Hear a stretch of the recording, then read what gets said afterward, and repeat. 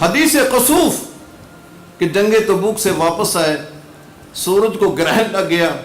لوگوں نے چرچا کرنا شروع کر دی کہ آج آپ کا بیٹا ابراہیم وفات پا گیا ہے، اس کی بنا پر یہ سورج بھی بے نور ہو گیا ہے۔ یہ اس کو حدیث کسوف بھی کہتے ہیں۔ امام بخاری نے اس حدیث سے 15 مسائل کا استنباط کیا ہے، یعنی یہ امام بخاری کی فقاہت، اس فقاہت کو ہم فقہ الحدیث کہتے ہیں۔ اور کچھ لوگوں نے جو مسائل اخذ کیے تھے اپنی عقل، اپنی فکر، اپنی سوچ سے کہ اس دنیا میں انسانی ضروریات بے شمار ہیں، قرآنی نصوص محدود ہیں، احادیث محدود ہیں، اس محدود نصوص سے غیر محدود ضروریات پوری نہیں ہو سکتی ہیں، اس سے انہوں نے فقہ الرائے کو رواج دیا ہے۔ جتنی بھی فقہ کی کتابیں ہیں اس میں فقہ الرائے اس کو بیان کیا گیا ہے۔ اور امام بخاری رحمہ اللہ تعالی،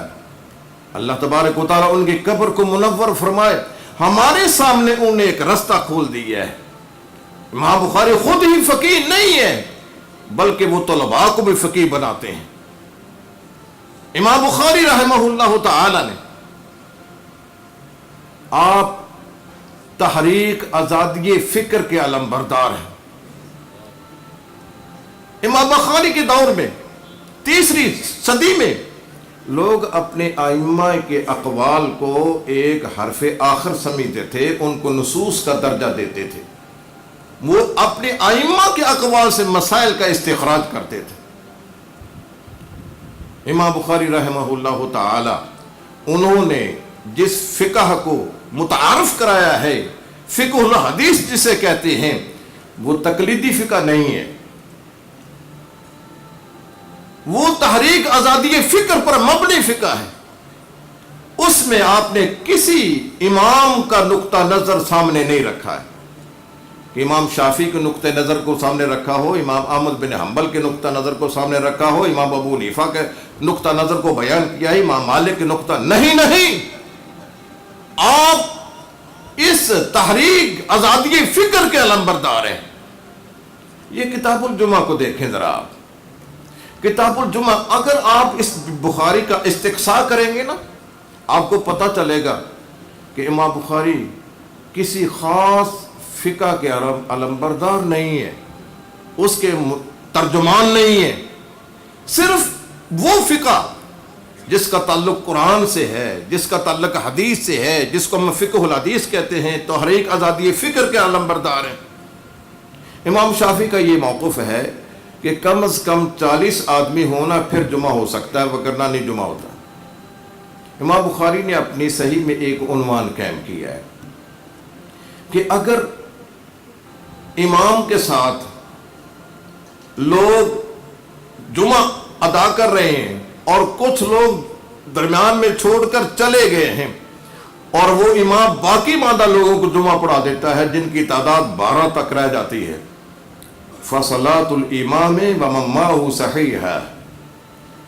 امام کی نماز بھی صحیح ہے اور جو آپ کے ساتھ نماز پڑھنے والے ہیں ان کی نماز بھی صحیح ہے۔ اور آپ نے وہ حدیث پیش کی ہے کہ آپ جمعہ پڑھا رہے تھے،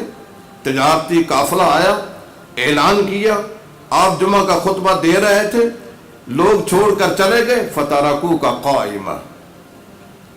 آپ نے جو باقی ماندہ لوگ تھے نا ان کو جمعہ پڑھا دیا۔ ابو بکر صدیق تھے، عمر فاروق تھے، عثمان غنی تھے، حیدر کرار، اور اس طرح یہ 12 اشخاص رہ گئے جن کو جمعہ پڑھایا۔ جب ان کی نماز صحیح ہے تو پھر 40 کی تعداد کی شرط لگانا چہ معنی دارت۔ اسی طرح امام مالک کا ایک موقف ہے کہ جمعہ لازمی ادا کیا جائے، خواہ کیسے بھی حالات ہوں، اندھیری آ جائے، بارش آ جائے، اولے پڑ جائے، وہ کیچڑ ہو جائے، جمعہ ضروری ہے، کوئی رخصتی نہیں ہے۔ امام بخاری نے اپنی صحیح میں ایک عنوان قائم کر دیا کہ اگر حالات اس طرح کے آ جائیں کہ وہ بارش کی بنا پر گلی کوچوں میں کیچڑ ہو چکا ہے یا بارش پڑ رہی ہے، سخت آندھی آ چکی ہے، تو جمعے کی رخصت ہے، لوگ جمعے کے لیے نہ آئے، وہ گھروں میں ظہر کی نماز پڑھ لیں۔ حضرت عبداللہ ابن عباس کا ایک اثر پیش کر دیا ہے، آپ فرماتے ہیں کہ جمعہ ضروری ہے لیکن میں نہیں چاہتا ہوں کہ تم کیچڑ میں لتڑے ہوئے مسجد میں آؤ۔ آپ نے مؤذن کو کہہ دیا کہ حی علی الصلاۃ حی علی الفلاح، جب کہنا الصلاۃ خیر، آپ نے یوں کہنا ہے کہ الا صلوا فی الرحال، گھر میں نماز پڑھو۔ اس حدیث سے یہ ثابت کیا کہ ان کو ان حالات میں رخصت ملنی چاہیے، امام مالک کا موقف صحیح نہیں ہے۔ الحسن فاض على غصون الباني